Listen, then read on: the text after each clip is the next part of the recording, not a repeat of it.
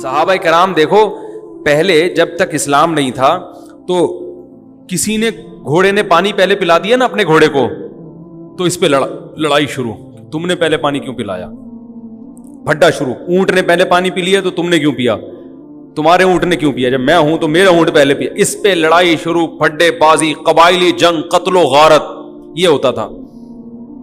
لیکن یہ وہی صحابہ جو بیٹیوں کو زندہ دفن کر دیا کرتے تھے, جب اللہ کو پر ایمان لائے ہیں, پتا چل گیا بھائی ہمیں اللہ نے پیدا کیا ہے, وہ ہمیں کھلاتا ہے, وہ ہمیں پلاتا ہے, وہ ہم سے حساب و کتاب لے گا. یہی صحابہ ہے کہ جب اللہ ان کی سمجھ میں آیا ہے تو جنگ میں زخمی پڑے ہوئے ہیں, ایک پانی مانگتے ہیں تو کہتے ہیں بھائی, جب ان کے پاس پانی لے کے پہنچے دوسری طرف سے آواز آئی پانی, کہتے ہیں پہلے ان کو مجھے بعد میں. دوسری طرف گئے, انہوں نے کہا پہلے ان کو. سب شہید ہو گئے لیکن پہلے وہ, پہلے وہ, پہلے وہ. یہ وہی صحابہ ہیں, یہ وہی حضرت عمر ہیں جو زمانہ جاہلیت میں بڑے ظالم سمجھے جاتے تھے, بڑے سخت, مگر اسلام لانے کے بعد جب حکومت ہاتھ میں آتی ہے 22 لاکھ مربع میل کے حاکم بنتے ہیں تو بوری پہ راشن ڈال کے گلیوں میں گشت کر رہے ہیں کہ کوئی بھوکا سو گیا تو قیامت کے دن میرا گریبان نہ پکڑا جائے کہیں. ان کو پتا ہے کہ مجھے اللہ نے پیدا کیا تو اللہ مجھ سے اس بارے میں حساب لے گا. ان کو پتا ہی ہے کہ اللہ پوچھے گا. کیسا زبردست واقعہ حضرت عمر کا کہ ایک گھر میں گزرے تو آواز آئی نا رونے کی, پتا یہ چلا کہ ایک عورت کے ہاں بچے کی ولادت ہونے والی ہے, پریشان ہے, تو دائی کا انتظام کیا اس کے لیے. گھر میں قحط پڑا ہوا ہے, بھوک سے بچے رو رہے ہیں. حضرت عمر رضی اللہ تعالیٰ عنہ گئے اور بورے پہ جو ہے نا راشن اور کھانا وانا لے کر گئے. تو مجھے یہ جب پورا واقعہ میں سنتا ہوں, مجھے اتنا میں جذباتی نہیں ہوتا, لیکن اس واقعے کا جو آخری جز ہے نا وہ انسان کو جذباتی بنا دیتا ہے. یہاں تک بھی ہو گیا بھائی ٹھیک ہے, کسی کو بھوکا دیکھا تو اپنی جو ہے نا وہ اپنے کندھے پہ بوری رکھ کے کھانا رکھ کے, خلی امیر المومنین 22 لاکھ مربع میل کا حاکم, اتنا بڑا, اور جس کے روم اور فارس کی سلطنتیں کانپتی ہیں اس کا نام سن کے, گھبراتی ہیں کہ یار بہت طاقتور ہے. وہ خالد ابن ولید رضی اللہ تعالیٰ عنہ کو کسی روم کے بادشاہ نے پیغام بھیجا کہ بھائی تم لوگ پتہ نہیں کیا تلوار لے کے لوٹ مار میں نکلے ہوئے. اس کو نہیں پتا تھا یہ کیا کیوں لڑ رہے ہیں. اس نے کہا بھائی دیکھو تمہیں, اگر تم لوگ عرب لوگ ہو نا, تمہارے پاس کھانے وانے کو نہیں ہے, وہ تو ریگستان تھا کچھ, اب بھی وہ تو پیٹرول پیدا ہو گیا, ورنہ وہاں پگتا کچھ بھی نہیں ہے اب بھی. تو اگر تمہیں کچھ خوراک چاہیے, کھانا چاہیے تو ہم روٹی کا انتظام کر دیتے ہیں, پینا چاہیے تو پانی کا انتظام کر دیتے ہیں, کوئی لائن وائن بچھا دیں گے آپ. خالد بن ولید نے فرمایا ہم نے سنا رومیوں کا خون بہت لذیذ ہے, ٹھیک ہے نا, وہ چاہیے ہمیں. یعنی اس کو یہ تانا دیا کہ ہم تم سے بھکاری ہیں جو ہم روٹی کے لیے جنگ لڑ رہے ہیں. روٹی کا وعدہ اللہ نے کیا وہ پورا کر دے گا. ابھی تو ہمارا ویژن ہی چینج ہو گیا, روٹی پانی ہمارے مسائل رہے نہیں ہیں. حضرت عمر رضی اللہ تعالیٰ عنہ نے, یہ پورا واقعہ بڑا دلچسپ ہے, ان کے لیے کھانا پینا لے کر گئے. تو جب کھانا لگایا نا تو حضرت عمر کے خادم نے کہا چلیں بس دے دیا کھانا. انہوں نے فرمایا نہیں. کیسا اللہ نے دل بنایا نا. انہوں نے, حضرت عمر نے فرمایا میں نے ان کو بھوک سے روتے ہوئے دیکھا ہے, اب میں ان کو کھانا کھاتے ہوئے بھی دیکھنا چاہتا ہوں. کچھ کھانے, حالانکہ خود تھوڑی کھا رہے ہیں وہاں کھڑے ہو کر, کھاتا ہوا دیکھنا چاہتا ہوں. خوش ہو رہے ہیں غریب کو کھاتا ہوا دیکھ کر. کیسے سخت دل تھے, اور اللہ نے کیسا نرم دل بنا دی. بھائی کھانا پہنچا دیا نا, بس اب چلیں. نا نا نا نا بھائی, کھانا پہنچا کے کیسے چلے جائیں, اب ان کو کھاتا ہوا تھوڑی دیر,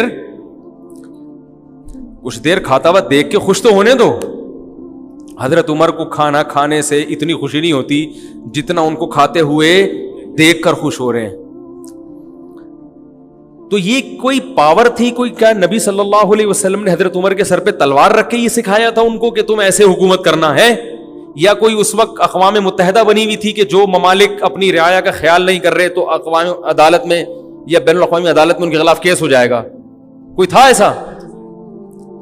یا حضرت عمر کو یہ ڈر تھا کہ اگر میں نے ایسا نہیں کیا تو رعایا میرے خلاف کھڑی ہو جائے گی؟ وہ تو ایسی پاورفل حکومت, کوئی بغاوت کا دور دور تک بھی خطرہ نہیں تھا.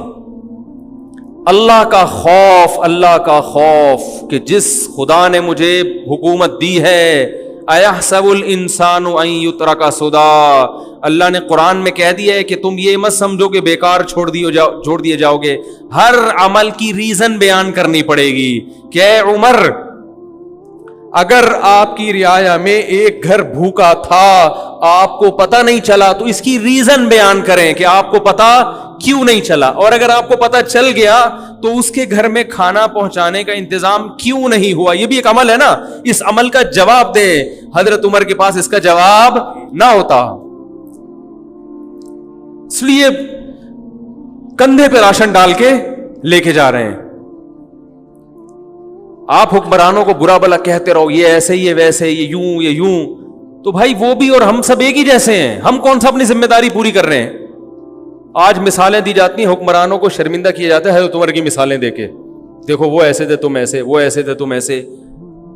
ٹھیک ہے، جب آپ کو کسی حاکم سے ملاقات کا موقع ملے تو آپ شرمندہ کریں، لیکن ہم اپنے گریبان میں بھی تو جھانک کے دیکھیں، صبح سے لے کے رات تک، رات سے لے کے صبح تک، کیا ہمارا ہر عمل ایسا ہے کہ ہم اس کی اللہ ہم سے وجہ پوچھے تو ہم وجہ بیان کر سکیں کہ اللہ اس وجہ سے میں نے ایسا کیا ہے؟ بہت سارے کام ہمارے غلط ہو رہے ہیں۔ حضرت عمر رضی اللہ تعالی عنہ احترام بڑے کیا کرتے تھے۔ آج تھوڑا سا کوئی عہدہ مل جائے نا تو انسان اپنی اوقات بھول جاتا، تکبر، اس لیے کہ وہ اس کو اللہ کی طرف سے بھیک نہیں سمجھتا۔ جس کو کوئی چیز بھیک میں ملی ہوتی ہے تو وہ کبھی بھی اتراتا نہیں۔ دیکھو آپ کے پاس کچھ بھی نہیں تھا پہننے کے لیے، بھیکاری بن کے کسی کے در پہ گئے، سیٹھ صاحب نے آپ کو ایک ٹائی دے دی، 3 پیس سوٹ دے دیا، بنیان دے دیا ہے بھائی، اور شیمپو دے دیا کہ نہا لو، نہا کے آپ نے ٹائی وائی پہنی، اب آپ اسی کے سامنے اکڑ رہے ہو اور لوگوں کو یوں یوں کر کے دکھا رہے ہو، تو وہ بولے گا بھائی میں نے دی ہے، واپس لے لوں گا میں۔ تو جو چیز بھیک میں ملی ہوتی ہے انسان اس پہ اکڑتا نہیں، اور جو اپنے پیسوں سے خریدی ہوتی ہے اس پہ اکڑتا ہے۔ خود گئے طارق روڈ میں شاپنگ کی آپ نے، اپنی تنخواہ میں سے، آپ کو تنخواہ ملی تھی، اچھی تنخواہ ہے آپ کی، وہاں سے 3 پیس سوٹ ٹائی پہن کے آئے، اپنی گاڑی میں بیٹھے، پھر آپ ایسے ایسے کر کے گھوم رہے ہیں، کوئی شرمندہ نہیں کرے گا آپ کو، بولے گا بھائی السلام علیکم، اللہ نے آپ کو دیا ہے۔ تو اللہ کہہ رہے ہیں یہ جو تمہاری اپنی چیزیں یہ بھی اپنی نہیں ہے، یہ سب میں نے دی ہیں۔ یہ جو تنخواہ آپ کو مل رہی ہے یہ تنخواہ کہاں سے آ رہی ہے؟ یہ جو آپ کی کمپنی کی ارننگ ہے یہ تو قدرت کی پیداوار ہے نا، جو اللہ پیدا کر رہا ہے، کپاس اللہ نے پیدا کی، اس سے کپڑا بنتا ہے، تو آپ ٹیکسٹائل مل میں جاب کر کے تنخواہ لے رہے ہوتے ہو، یہ تو سب اللہ کی طرف سے بھیک ہے۔ آپ شوگر مل میں مینیجر لگ گئے بھائی، تو شوگر پیدا کون کر رہا ہے؟ یہ گنے اللہ پیدا کر رہا ہے، آسمان سے پانی برستا ہے اور وہ میٹھے لکڑیاں پیدا ہو جاتی ہیں، اس سے میٹھی میٹھی لکڑیاں پیدا ہو جاتی ہیں شہد جیسی، اس سے رس نکلتا ہے۔ ایک بارش ہے جو دنیا کی ہر چیز پیدا کر رہی ہے، ایک پانی ہے جو دنیا کی ہر چیز پیدا کر، تبھی پانی بند، سب کچھ ختم۔ تو یہ سب چیزیں بھیک میں ملی ہیں، تو حکومت بھی کس میں ملی ہے؟ بھیک میں۔ تو حضرت عمر جانتے تھے کہ مجھے جو حکومت ملی ہے کس میں؟ اللہ نے بھیک میں دی ہے، یہ میرا کمال نہیں ہے، تو لہذا بڑوں کا احترام کرتے تھے۔ حضرت خولہ بنت ثعلبہ رضی اللہ تعالیٰ عنہ کا بڑا دلچسپ واقعہ ہے۔ حضرت خولہ بنت ثعلبہ جو تھیں، ان کے شوہر نے ان سے زہار کیا۔ زہار کہتے ہیں کہ انتی علیہ کظہر امی، بیوی کو اپنے ماں کے کسی محترم عضو سے تشبیہ دے دینا کہ تم مجھ پر ایسے ہو جیسے میری ماں کی طرح ہو۔ تو عرب میں یہ الفاظ طلاق کے سمجھے جاتے تھے، تو جب ان کے شوہر نے یہ الفاظ کہے تو یہ پریشان ہو گئے کہ طلاق ہوئی ہے کہ نہیں ہوئی ہے۔ نبی صلی اللہ علیہ وسلم کے پاس آئیں، فتح مکہ کے بعد کا واقعہ یہ، عرض کیا یا رسول اللہ کیا میں اپنے شوہر پہ حرام ہو گئی؟ آپ نے فرمایا حرام ہو گئی۔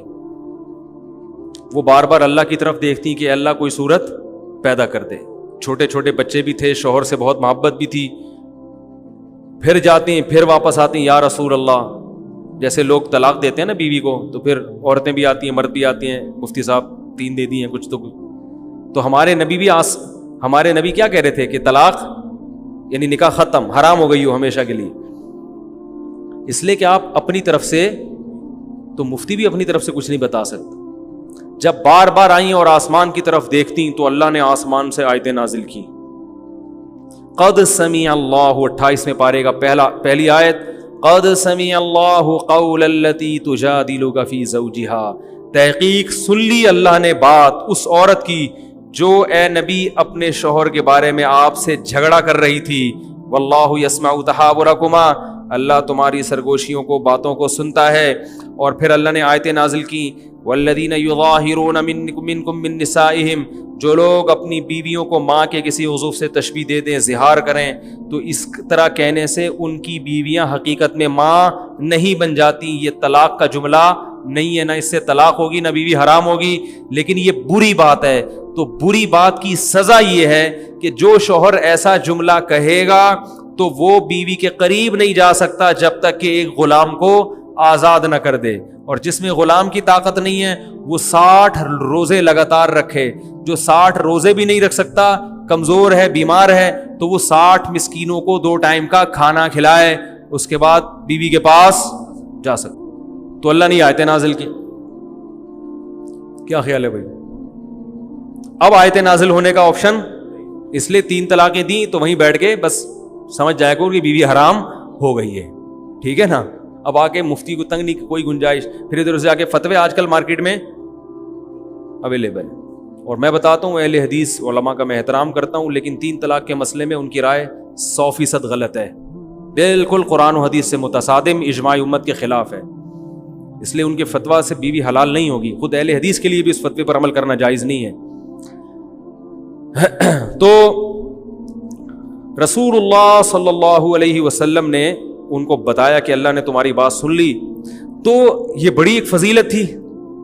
یہ حضرت عمر کے دور حکومت میں یہ بوڑھی ہو چکی تھی، خولہ بنت ثعلبہ جو ہے نا، ظاہر ہے وقت گزر گیا تھا، بوڑھی ہو چکی تھی. ایک دن حضرت عمر جا رہے ہیں تو ان کو پتا چلا کہ امیر المومنین گزر رہے ہیں، تو یہ بوڑھی ہو گئی تھی. انہوں نے حضرت عمر کو روکا اور ٹھیک ٹھاک سنانا شروع کر دی. تم بادشاہ بنے ہو، تم مسلمانوں کے امیر ہو، تمہیں قوم کا خیال نہیں ہے، تم ایسے کر رہے ہو، تم ایسے، جیسے عادت ہوتی ہے بڑے بزرگوں کی. حضرت عمر سر نیچے کر کے سن رہے ہیں، سنتے جا رہے ہیں، کچھ نہیں کہہ رہے. ایک بات خوب اچھی طرح سمجھ لیا کریں کہ جب کوئی بڑا نصیحت کرے نا، چپ کر کے اس کو سن لیا کرو، چاہے وہ غلطی کر رہا ہو، آپ کے اندر وہ غلطی نہ بھی ہو تو سن لیا کرو. آج کل نوجوانوں میں یہ بدتمیزی بہت ہے کہ باپ سمجھا رہا ہے، ماں سمجھا رہی ہے، فوراً جواب دینا شروع کر دیں گے، نہیں آپ غلط کہہ رہے ہیں، میں نے تو ایسا، میں تو ہوئی نہیں ایسا. اگلا کہہ رہا ہے، باپ کہہ رہا ہے بیٹے کو کہ بیٹا تھوڑی محنت سے پڑھا کرو، تھوڑا سا کاروبار بھی سنبھالو، تمہیں اماں انڈے لینے کے لیے بھیجتی ہے، تم دہی لے کے آ جاتے ہو، جتنے انڈوں کا بولا ہوتا ہے اتنے لے آیا کرو، وقت پہ لایا کرو. ٹھیک ہے نا؟ چپ کر کے آپ سارے کام وقت پہ کر رہے ہیں، لیکن اس وقت تھوڑی دیر چپ کر کے بولو بھائی سن. اس وقت فوراً جواب نہ دیا کریں، نہیں میں تو لے کر آیا ہوں نا، میں تو اس وقت بھی گیا تھا، تو بتائیں کب میں نے دیر کب کی ہے. یہ بڑی بدتمیزی ہے. گھروں میں یہ سسٹم ہی ختم ہو گیا سننے کا. او بھائی تھوڑی دیر سن لے، 5 منٹ، ٹھیک ہے نا؟ بول اچھا ٹھیک ہے، انشاءاللہ کوشش جاری رہے. سن لو، پتلی گلی سے نکل لو. ابا سے کون سا 24 گھنٹے کوئی بیٹھے رہتے ہو؟ یہ ابا ہے یا کوئی بزرگ ہے یا کوئی عالم ہے، کوئی مفتی ہے، کوئی بڑا ہے، کوئی بھی سمجھا رہا ہو، اس وقت چپ کر کے سن لو. بعد میں آپ سمجھتے ہیں کہ واقعی یہ غلط فہمی سے ممکن ہے ان کے دل بدگمان ہو رہا ہو کوئی میرے خلاف، تو بعد میں کسی موقع پر آپ ان کو الگ سے سمجھا دیں کہ یہ کچھ آپ جو ایسی باتیں کر رہے ہیں 1-2 دفعہ تو ٹھیک ہے، لیکن بار بار آپ کریں اس کا مطلب شاید آپ کو کوئی غلط فہمی ہے. تو ایسا نہیں ہے. میں انڈے ہمیشہ ٹائم پہ لے کے، انڈے کی ایک مثال دے رہا ہوں میں تو یہی کرتا ہوں نا سارا دن.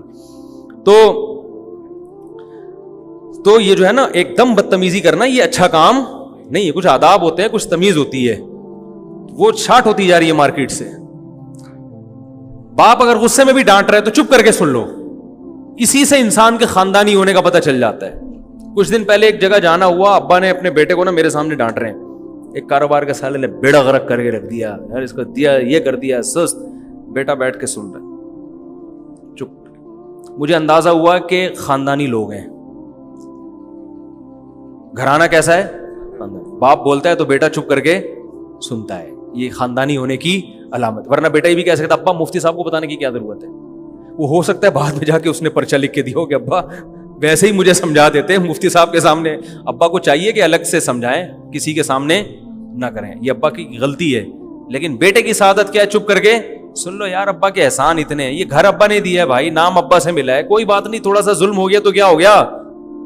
وہ احسانات کے مقابلے میں اس کی کوئی اوقات ہی نہیں ہے جو ان غلطیوں کی. تو حضرت عمر رضی اللہ تعالیٰ عنہ اتنے بڑے امیر، لوگ کانپتے ہیں ان کے نام سے، اور ایک بوڑھی عورت کھڑے ہو کر ڈانٹ رہی ہے، سمجھا نہیں رہی، ڈانٹ رہی ہے، بولتی جا رہی ہے، چپ ہی نہیں رہی۔ تو وہ جو حضرت عمر کے خادم تھے نا، انہوں نے کہا قد اکثرتی یا خولا، بہت زیادہ کر دیا آپ نے نصیحت، امیر المومنین ہے، تھوڑا خیال کرو۔ ٹھیک ہے 2-3 دفعہ ہو گیا، اب یہ آپ تو بولے ہی جا رہی ہو، بولے ہی جا رہی ہو، بولے ہی جا رہی۔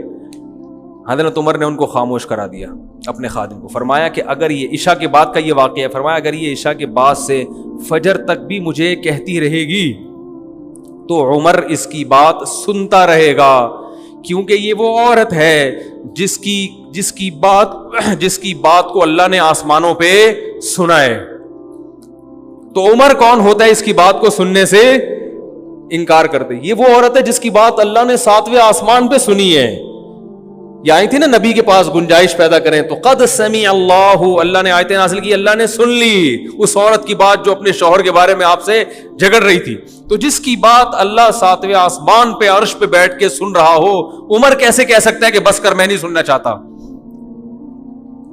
تو یہ بھی وہی ہے اللہ کا خوف۔ یہ کہاں سے آیا؟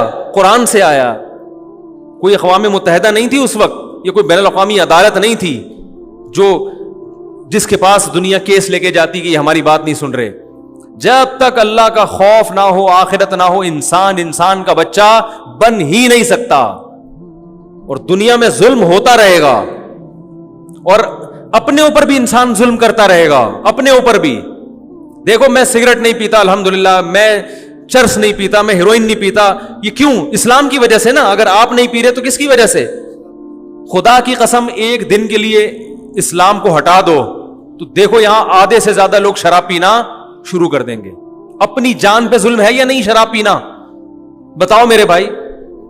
دنیا سے محبت اپنی جان پہ ظلم ہے۔ جو فلمی اداکار دنیا سے عشق کی حد تک محبت کہ میں پھیل جاؤں دنیا میں، حالانکہ پتہ ہے دنیا وفا کرنے والی نہیں ہے، تو وہ ایک بے وفا چیز سے اتنی محبت کر کے اپنے آپ پہ ظلم کر رہا ہے کہ نہیں کر رہا؟ تو اگر آپ کی زندگی میں دین نہیں ہے تو آپ دنیا کے لیے بھی ظالم اور اپنے لیے بھی بہت بڑے ظالم بن جاؤ گے۔ آپ اپنی زندگی بھی اپنے ہاتھوں تباہ کر دو گی۔ میں نے دیکھا ہے شرابی لوگوں کو جگر خراب ہو گیا، مر گئے جوانی میں، نشے کی خاطر چند لذتوں کی خاطر جوانی میں موت کا شکار ہو گئے، ساری زندگی برباد کر دی انہوں نے۔ تو جن لوگوں کو روکا ہے شراب سے، وہ کون سی چیز روک رہی ہے؟ وہ اسلام روک رہا ہے، وہ مذہب روک رہا ہے ان کو۔